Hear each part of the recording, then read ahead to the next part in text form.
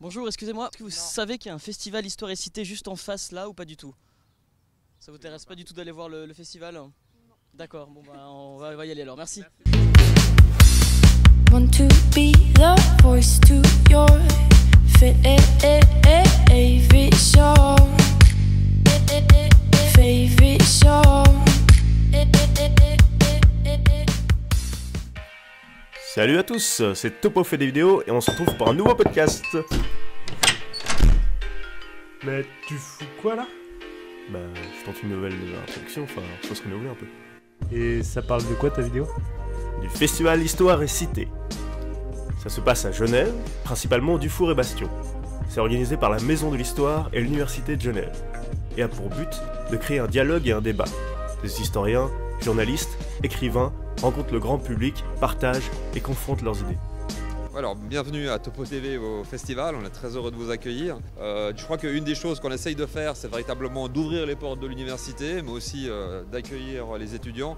Et on a essayé, disons, cette année de travailler beaucoup sur la diversité et différents lieux. On est présent à Uni Dufour, on a complètement transformé Uni Dufour avec en bar, une grande librairie avec plus de 15 000 ouvrages et une scène qui a été montée pour le moment, en piano aussi. On est aussi présent au Ciné du Grutli avec une programmation extrêmement riche, avec des séances à 5 francs et des débats qui suivent ça, plus en studio avec des émissions en direct de la radio suisse romande au Grutli, et puis au Bastion où il y a plus les tables rondes, les conférences. Et en plus de ça, on est en partenariat avec les musées, notamment le MEG, le musée d'art et d'histoire et certaines associations qui vont organiser 22 visites guidées spécifiquement préparées pour le festival, pour que ce soit vraiment un moment festif et accueillant avec différents formats autour de la thématique de l'histoire. L'idée, c'était en fait de faire rencontrer le travail des historiens, le travail des chercheurs qui travaillent dans cette université, mais aussi partout en Europe, et la cité, c'est-à-dire les citoyens. Donc c'était de faire mettre en contact, mettre en discussion en quelque sorte, que les chercheurs puissent exposer dans un cadre festivalier, dans un cadre relativement léger, leur manière de penser, et en même temps discuter avec le public, puisque le principe de ces conférences table ronde, c'est que quand même il y a une discussion avec le public également. Et chaque année il y a un thème? Eh oui, Jamy, et là c'était croire et faire croire. C'est un choix qui est venu assez naturellement, à vrai dire, au lendemain des attentats de Paris, du Bataclan et des terrasses. C'est-à-dire que la question se posait évidemment de est-ce qu'on a le droit de tuer, bien sûr, au nom d'une religion? Est-ce que ça a un sens de poser cette question comme ça?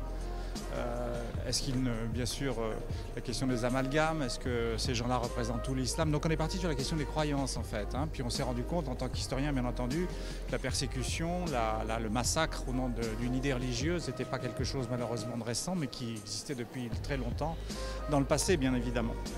Et puis dans un deuxième temps, on était donc autour de la question des croyances, on avait à peu près décidé du thème. Dans un deuxième temps est apparu, bien sûr, notamment dans le cadre de la campagne présidentielle américaine, toute la question donc de ce qu'on appelle maintenant les hoax, les fake news, la communication par Twitter avec quelques mots seulement qui affirment une idée. Et donc la question du croire et donc du faire croire est apparue aussi de façon pour nous assez importante. Alors évidemment ces phénomènes sont nouveaux en ce sens qu'ils sont médiatiquement, le support technologique de ces phénomènes est un support nouveau, moderne. Mais enfin, des rumeurs, il y en a eu bien entendu pendant toute l'histoire et certains en sont morts. Donc c'est pas quelque chose de tout à fait nouveau non. Mais enfin voilà, donc on a voulu absolument centrer le festival autour de ces questions de croyances au sens large du terme. Il y avait même le dessinateur de presse Chapat, le rédacteur en chef du Matin Grégoire Nappet, le pilote Bertrand Picard, le fondateur de Mediapart Edoui Plenel, Darius Rochemin ou encore Zep, le créateur de Titeuf. Du coup, on allait faire un tour. D'abord à la conférence du dessinateur de presse Chapat. Alors nous sommes actuellement à la conférence de Chapat sur est-ce que la Suisse est un mythe? Donc discussion avec Grégoire Nappet sur qu'est-ce que la Suisse au juste. Suisse finalement, c'est qu'on n'est pas dans la Confédération, elle est là, la Confédération, elle se dit. Ou bien est-ce que c'est ça la Suisse? L'armée. Le ciment de la nation, hein, mais cette pauvre armée, elle a connu des coupes, elle a dû se soumettre à une réforme. Et puis encore une réforme. Et puis encore des coupes.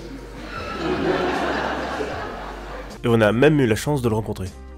On conseils, typiquement pour les jeunes personnes qui sont en train d'étudier le journalisme, Ouais. quelles seraient les choses à faire? Je pense qu'il y a d'abord toujours éteindre son portable dans la poche pendant une interview, c'est un truc important. Allô? Allô? Ouais. Salut? Non, tu me déranges pas du tout. On met un petit stand-by. Je te rappelle. En fait, je suis filmé en ce moment. Je te rappelle. C'était voulu, hein. C'était voulu. C'était pour dire à ne pas faire, ne pas prendre éteindre son téléphone avant une interview, ça c'est important. Et je pense que ça va de soi qu'aujourd'hui, mais c'est une banalité de le dire, la formation elle est multimédia, donc à filmer, vous devriez intervertir le micro et la caméra. Vous le faites? On le fait, oui, on le fait, oui. Filmer, écrire, monter. Je pense qu'il faut, il faut connaître tous les outils, quoi.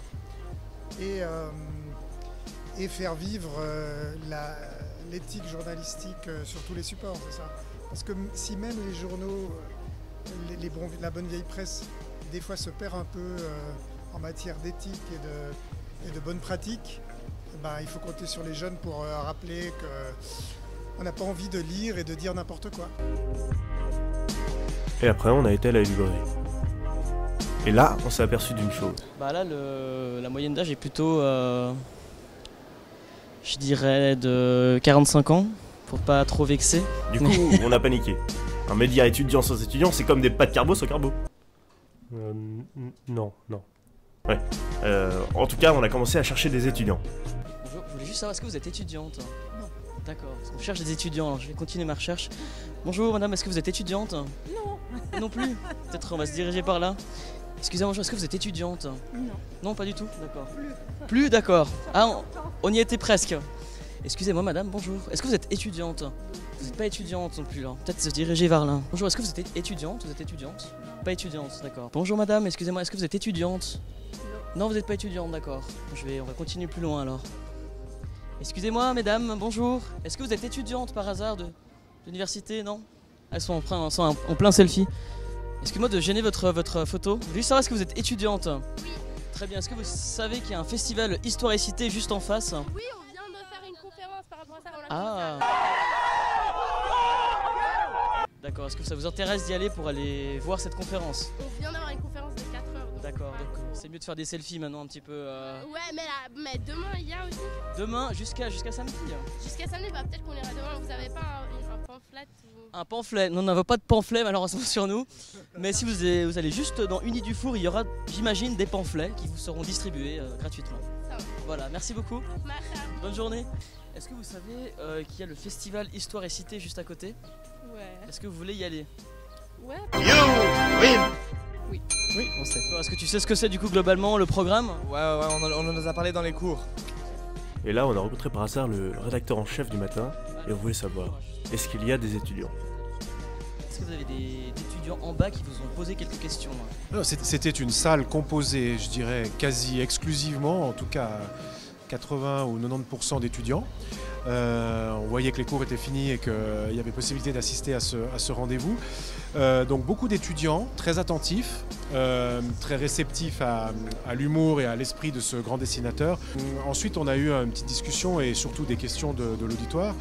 Et ce qui m'a frappé, c'est que les gens, en particulier les questions qui émanaient d'étudiants, ils avaient envie de connaître, de savoir s'il y avait eu censure, s'il y avait eu critiques virulentes, si lui avait été blessé par des critiques qu'il avait reçues. Donc le côté est-ce que votre travail est dangereux et puis les conséquences sur vous de votre travail. C'est vrai que quand on est humoriste, quand on est satiriste, quand on égratine, on s'expose, ça peut être dangereux et c'est visiblement ce qui intéressait les gens. Et ils ont même voulu savoir quelle était la filière. Est-ce qu'il y avait une filière type pour devenir dessinateur de presse? La réponse est plutôt non, parce que c'est des parcours de vie qui permettent d'arriver. Mais voilà, ce qu'il faut souligner, je pense, c'est qu'un dessinateur de presse, c'est aussi un journaliste. C'est un journaliste, Patrick Chapat a sa carte de presse. C'est un journaliste et qui fait de l'information sous un angle et avec un rendu particulier, mais c'est du journalisme. Et puis, évidemment, on a bien mangé. Sandwich, c'est possible? Bien bu. Merci beaucoup. Petit plus pour un succès d'une manifestation, c'est qu'il y ait de l'alcool et de la nourriture gratuite. Petit conseil de Topo TV. Jouer un peu de piano. C'est retransformé un peu en garçon de bar. Notre cher président.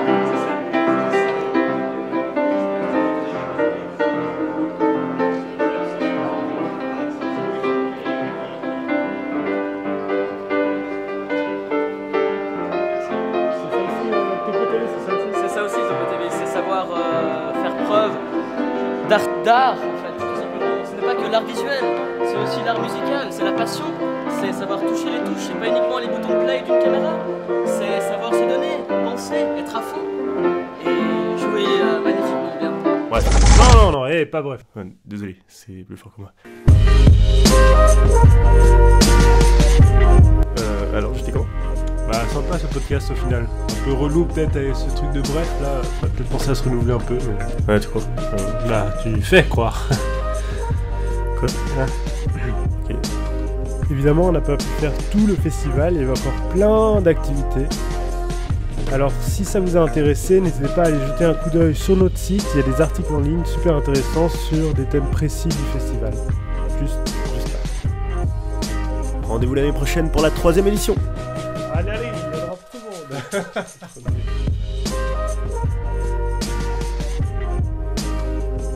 Abonnez-vous s'il vous plaît.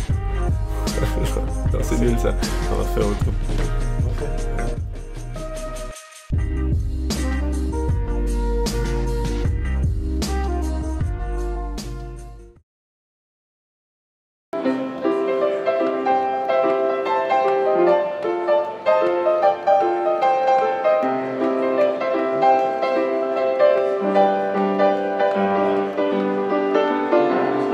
Continue, ça attire des gens.